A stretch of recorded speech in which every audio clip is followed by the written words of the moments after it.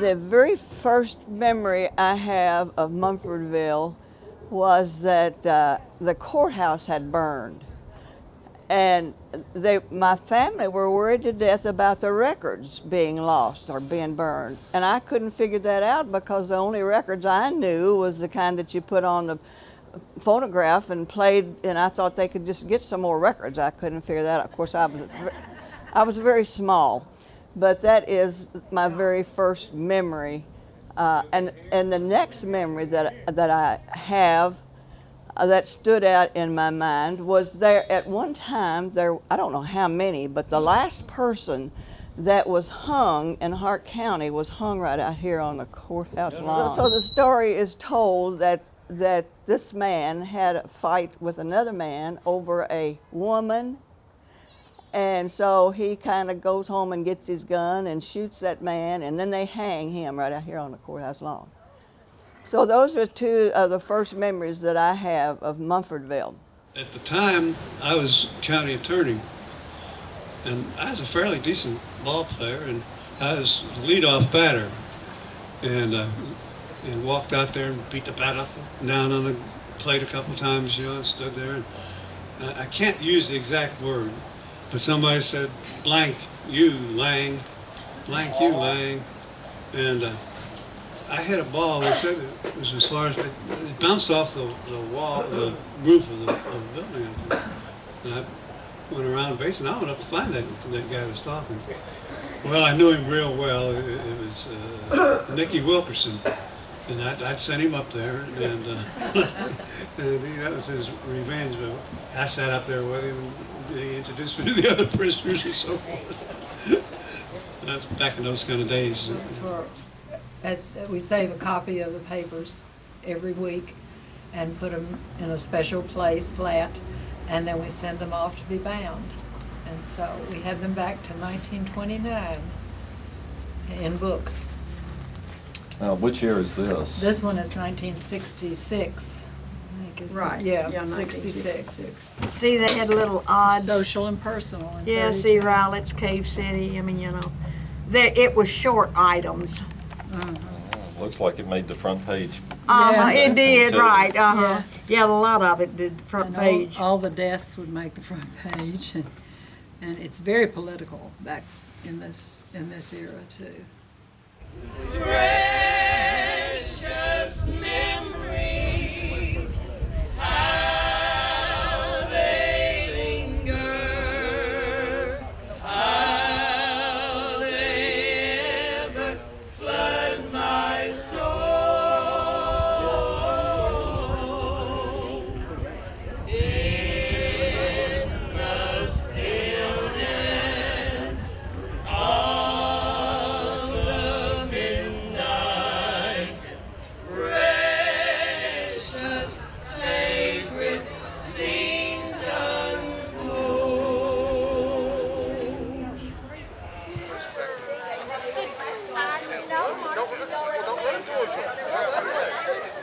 Be able to have Mary Willie Brandstetter telling stories, to keep her in line and keep her from wandering on too much. We've got J.D. Craddock to keep her, and to keep her stories clean.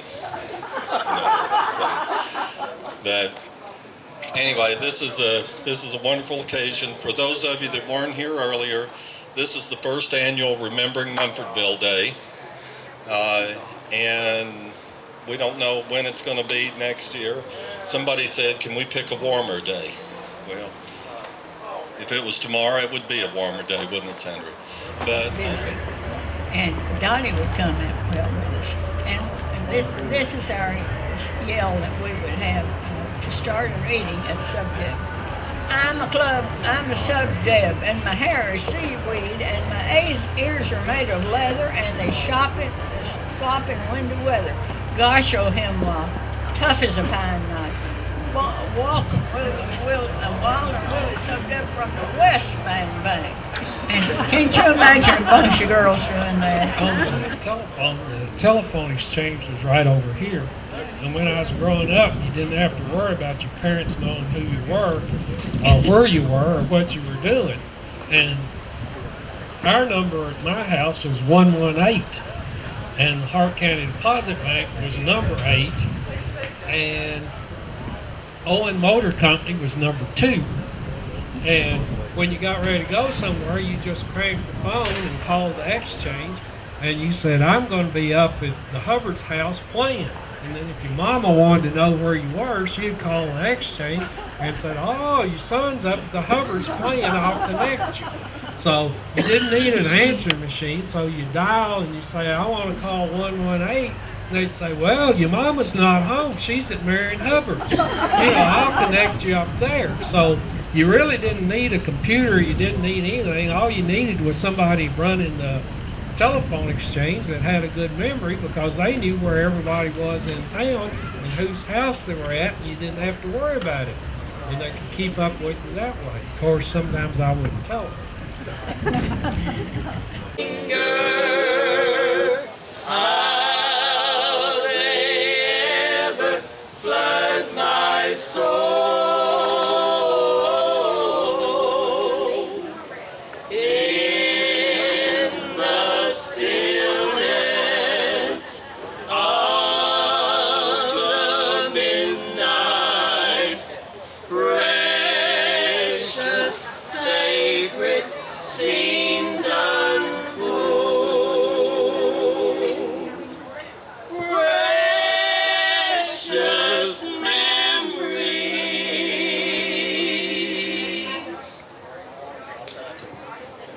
Mom and Daddy have been singing now for 54 years. And everybody says, McKevin's family been singing 54 years. And I said, not all of us. Mom and Dad still live out on the farm, 3 miles west of Munfordville. And we just thought we would sing some old songs. And there are precious memories. I see Tommy, Joe, Turner, and Carol. I appreciate them so much. They used to have Ryan's on the corner clothing store, and they helped me when I was going through college and gave me a job, and I really do appreciate them. And it was fun. I spent about half my paycheck, though, because I liked everything in there. So. But I love them so much. Won't it be wonderful there, having no burdens to bear over there, joyously singing with heart bells all ringing. Won't it be wonderful there? Won't it be wonderful there? Having no burdens to bear over there, joyously singing with heart bells all ringing. Won't it be wonderful there? Won't it be wonderful there?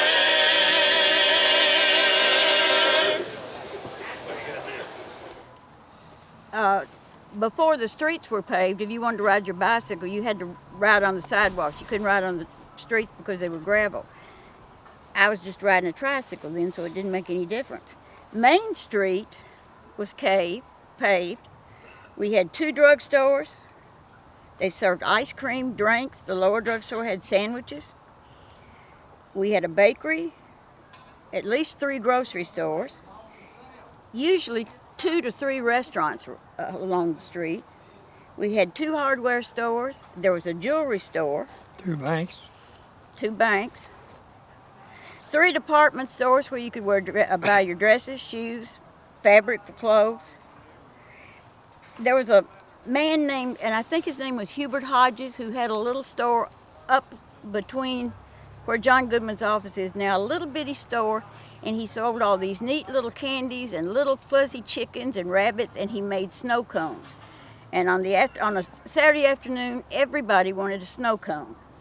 When I went to school over there, us boys always playing the prank on old Professor Riley. Everybody knew him if they lived in Munfordville. we get in trouble. He'd write it on the book up there. Well, you all got to stay and see me this afternoon after school. Or somebody steal a book or pull the pages out. That's all of it. That's all of it. And I know one day upstairs up there was all upstairs and school was going on. Somebody dropped a match in the trash can, hollered, "Fire in the hole." He jumped up and said, "Throw the thing out the window." He had the trash can on far and burned up that high. I remember just coming on Saturday, right here in Munfordville and Raleigh also. On Saturday evenings, two fellas had farms and come in the road wagon. That's for automobiles. Come in the road wagon and have 6 sacks full of whiskey in the automobile in the wagon beds. And look out. Who were these enterprising farmers? Oh, well, I ain't gonna say. Just let it be. As far as I'm going. But now, you can just figure on Saturday evening you get all you wanted. Yes. And some of them get so drunk they couldn't get back home. I know Leeson Road run a hardware store in Raleigh. They had a pretty good sized building back there behind. And it was just like a barn as far as that goes. But anyway, it had a good lock on it. And on Saturday evening, have to put about half a dozen in there, lock them up till they got sober to go home. Be laying out in the middle of the street.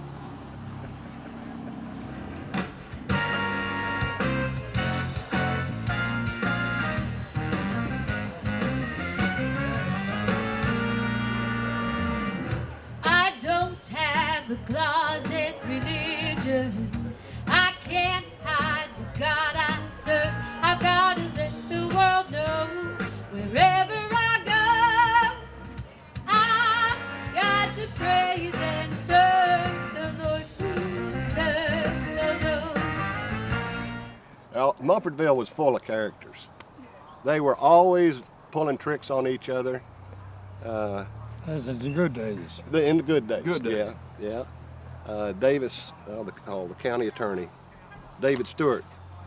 Jim Berry had just bought a new used car, and he was showing it off. He came over to show Gus Rock and Dad his new car, his new used car, and he was really proud of it.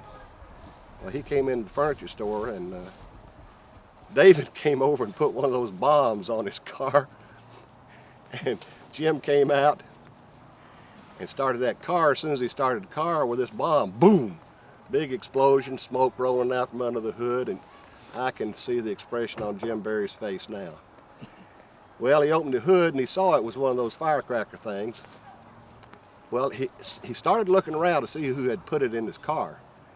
And David was over on the end of the courthouse on the steps, just dying laughing. Well, Jim Berry called him some kind of name I won't repeat and took off after him. Well, David stepped inside, locked the door. Jim was not going to be deterred, so he runs around to the back door. David walks inside, locks the back door. Jim runs around to the other end. David locks that door. He runs around the front, and David's locking the front door of the courthouse. Jim never could get in to get him. David was just dying laughing the whole time. Well, so was all the people in the courthouse watching everything going on too. But tricks like that went on all the time, all the time. Let me ask a question.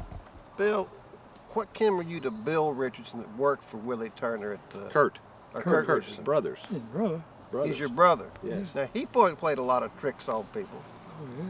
He's full of them. Yeah. He learned them right out of my field. Yeah. Kurt was cleaning some lamps in the furniture store one day, and of course lamps always came in a pair. Yeah. and he knocked one off the table and it broke. He just knew Dad was going to raise Cain with him. Dad walked up, looked at the lamp, looked at him, reached over and got the other lamp, boom, threw it in the floor and walked off. Never said a word. Well, you throw one good by itself. Yeah, throw the other, break the other. the other. Joe Minton was a plumber here in town. Oh, yeah. Now, he pulled a good one on you in a minute. Now, ladies, pay attention to this. Joe Minton and Dad were very good friends, lived very close to each other. Joe came in the furniture store one afternoon, just really downtrodden, and said, Willie, I've got to talk to somebody. Dad could tell he was upset. Watch my story, she said.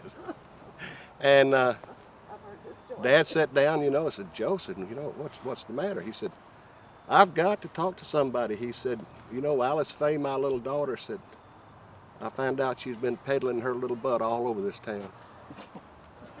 Dad said, oh my God, said, I just don't know what to do.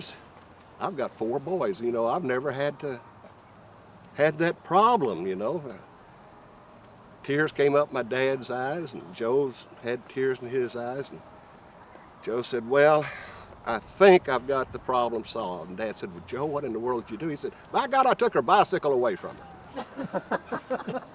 Dad slid off the couch into the floor. Joe is dying laughing. Dad said, if I could get up, I'd kill you. If I could get up, I'd kill you. I mean, stories like that all the time, something all the time.